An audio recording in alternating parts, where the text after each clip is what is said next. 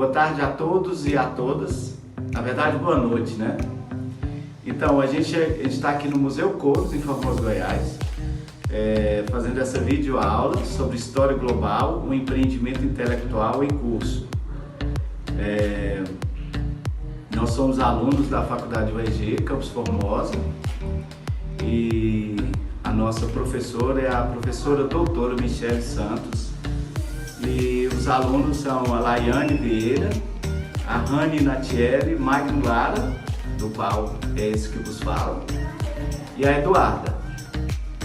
Vou falar um pouco sobre o eurocentrismo. A ideia é que a Europa e o eurocentrismo da cultura mundial.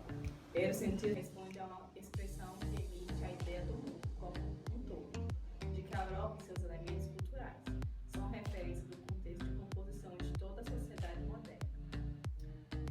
Kozlek resumiu as ideias de Brandel e amplificou as suas propostas. Kozlek tinha outras referências de eurocentrismo, em vez de operar em três tempos, em estrutura, conjuntura e acontecimento. Brandel também via parte da Europa com bases e fontes europeias, e normalmente cristã. Essa assimetria esteve mais evidente quanto à falta de atenção não só do Brandel, mas dos historiadores franceses do século XX. Deram, por exemplo, a historiografia da Índia, a mongol e a muçulmana. Nem traduziram foram para o francês, perdendo assim importantes fontes para serem estudadas. História global é um campo recente de estudos que analisa fenômenos, eventos e processos históricos inserindo-os em contextos globais.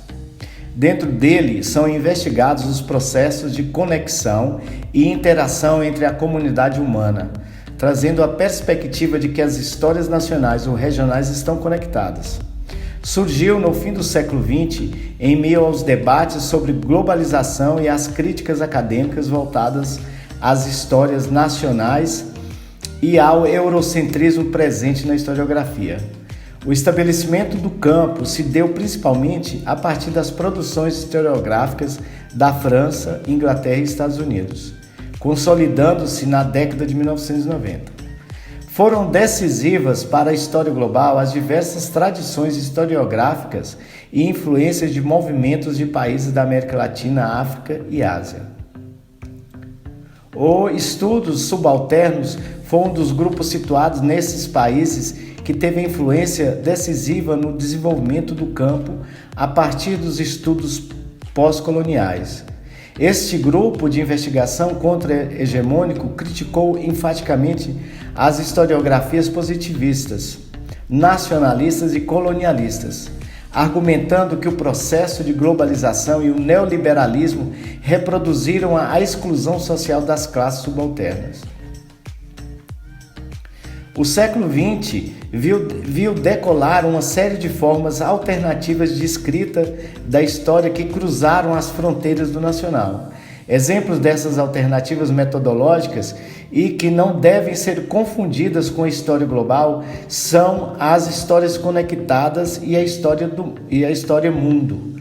As histórias conectadas surgem como alternativas ao método da história comparada, buscando conectar diferentes conjuntos, pensando a escrita da história para além das fronteiras regionais, nacionais ou continentais, atrelando aos diversos acontecimentos históricos e ao avanço da globalização que marcava o mundo contemporâneo, houve também a superação da história universal. Desde seu estabelecimento, a história global tornou-se um dos campos de maior crescimento historiográfico nos ambientes acadêmicos de diversos lugares do mundo, alcançando espaço de projeção nas discussões acadêmicas, por meio de novas pesquisas, congressos e seminários. A pesquisa de temas correlacionados à história global vem crescendo nos últimos anos na América Latina, principalmente com a influência dos estudos decoloniais, tornando-se tema central das discussões das pesquisas histórica brasileira, como uma relevante quantidade de trabalhos a respeito. Um sociólogo muito importante desse movimento foi o norte-americano Immanuel Wallerstein, de Nova York, conhecido pela sua contribuição fundadora para a teoria do sistema mundo. Na sua obra fundamental, O Sistema Mundial Moderno, em 1990, elaborada por Diego Hollister, e uma proposta como um caminho possível para pensar a cooperação Sul-Sul, a partir da história global. Defende a interessante ideia de que são necessários 4 casos para se pensar a história de forma global. Seria preciso conectar, comparar, conceituar e contextualizar.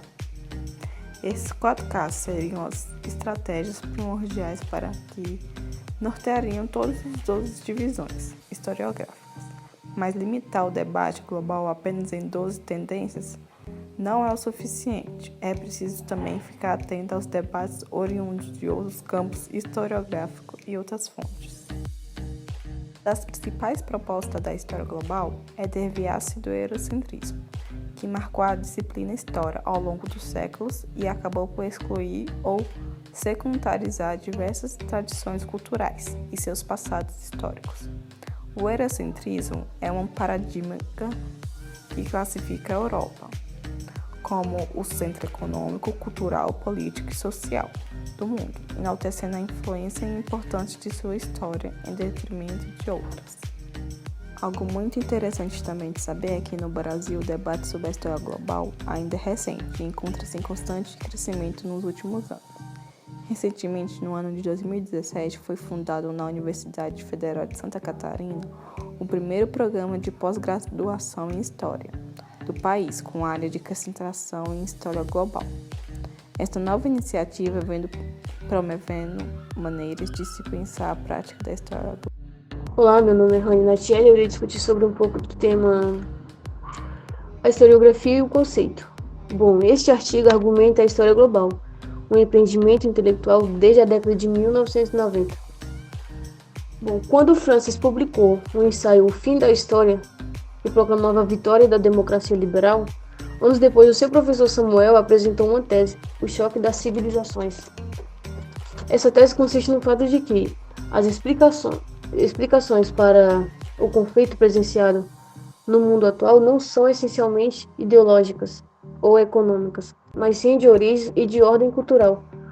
E com o cuidado de afirmar que as nações-estados continuam com os agentes mais poderosos nos acontecimentos globais, frisa que os conflitos internacionais envolveram cada vez mais diferentes civilizações.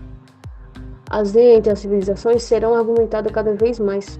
As linhas de batalha do futuro, inclusive dentro de países tensionados por questões étnico-religiosas. Samuel argumentava que os diversos conflitos entre nações, estados e ideologias ocorreram no passado fundamentalmente no seio da civilização ocidental. As teses de Francis e de Samuel deslevam o eurocentrismo, que marca a produção historiográfica mundial, que ajudou a produzir inconsciente as noções de superioridade civilizacional, de cultura ocidental. Essas não foram as únicas respostas historiográficas que foi desenvolvida na década de 1990. Neste período, tinha um movimento dispersos que buscavam evitar o foco do eurocentrismo da história, mas ao mesmo tempo, essas abordagens que foram tomadas identificaram o nacionalismo metodológico como outro problema a ser superado. O principal desafio seria encontrar alternativas que substituíssem satisfatoriamente o Estado-nação como um eixo de análise. Já a história comparada foi aventada por Max Bloch. Buscava afirmar em um universo historiográfico prestes a se revolucionar uma nova instigante promessa historiográfica, ao mesmo tempo em que a promessa de uma história comparada introduz como uma nova possibilidade historiográfica, entre outras tantas, ela se apresenta como um seio bastante singular. Para responder a um contexto histórico bastante específico, outro exemplo interessante da tendência que buscou superar o nacionalismo metodológico foi a história atlântica, mesmo que houvesse esse objetivo maior que os unia, seus praticantes dividiam-se para classificá-las entre uma perspectiva ou com o campo acadêmico.